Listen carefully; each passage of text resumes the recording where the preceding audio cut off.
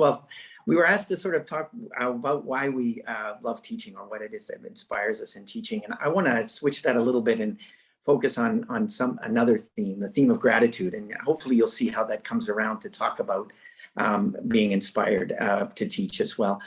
The last 18 months have been tough, but one of the things that they've reminded me at least about is the value and the importance of gratitude, of saying thanks, of feeling gratitude towards those around us. And so first, I'd like to express my gratitude to the committee and the people that took the time to evaluate our nominations. I am extremely honored to be included amongst this group here today, but also amongst the group that have won this award before.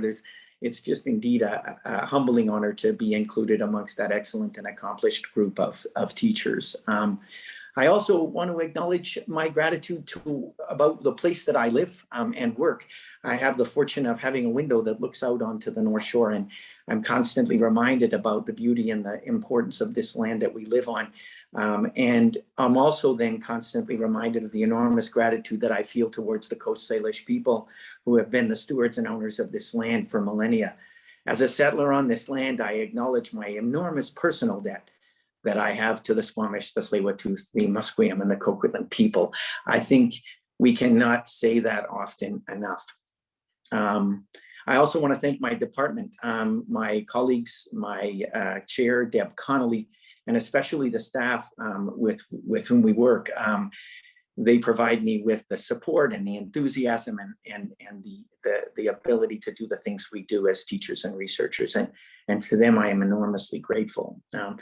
But I'm also enormously grateful to my students. They allow me to do the things I love. And I think sometimes we forget that we're allowed to be teachers because there are students, whether they're keeners or not.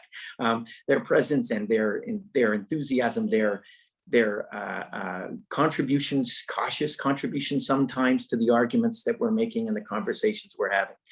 Their confidence and their vulnerability is something that makes me feel valued and needed, which is really something that a teacher, that inspires me as a teacher. But I'm also thankful for the ways they make me humble and remind me that I need to be better than I am tomorrow than I am today. And I think that's an important part of inspiration. So I take the criticism of my students very seriously. But I also want to thank some people from the past, and in so doing, tell you a little bit about what inspires me. I remember a grade 8 basketball coach. I was sitting on the floor of a gym and with a bunch of other kids my age, and the coach began his sort of pep talk by saying, "I'm not here to teach you basketball. I'm here to put a fire in your belly for basketball." And that stuck with me because I never was a very good basketball player. I never made any competitive teams, but I played basketball whenever I could. I hung out at the Y and let people humiliate me because I wanted to be on the court. And he did put a fire in the belly for basketball. And I think that's what we should be doing as faculty members, trying to put a fire in the belly of our students for the things that we teach, for social psychology in my case.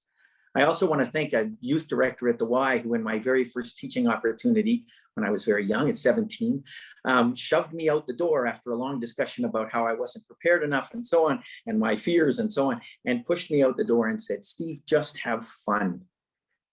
I think we forget how enjoyable what we do is. And so I always try and think as I'm walking to my class across the university, how am I going to have fun today? Because if I'm not having fun, how the hell is anybody else in the room going to be having any fun?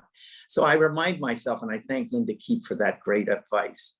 I also thank my mentor, who once said to me as I was worried about teaching my first couple of classes, said, just remember, all you're trying to do is make them think and think about the big questions that matter.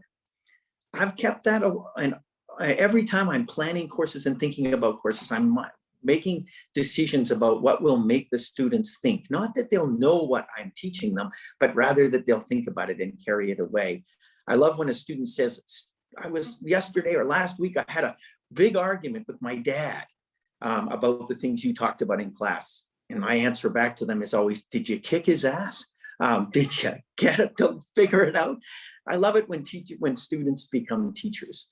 And this to me is sort of what a great friend of mine who's an educational reformer said, our job is to bring them inside the practice, to bring them inside the practice. It's not to teach them about the practice. It's to make them feel like they're part of it. They own it. It's theirs. They can pass it on to others. So when I hear someone tell me that that's what they've done by arguing, or as Yuthika talked about, by watching things with the people that matter to them and talking about them, they've come inside the practice. It's partly theirs. They own it. That's what I'm trying to do. And I'd like to thank the last 18 months. It's been hell. It's been really hard. We've all worked extremely hard. We've all had to do more work than usual. I've been at this a long time, and this was one of the hardest years for being sure that I was doing good teaching. But one of the things that struck me was it reminded me again of the importance of compassion, of empathy and caring. We need to care about the people that we teach. We need to show compassion. We need to show empathy. We need to stop worrying too much about whether they're following the rules. So I appreciated this last 18 months, despite how hard it was, because it taught me the need to be compassionate again.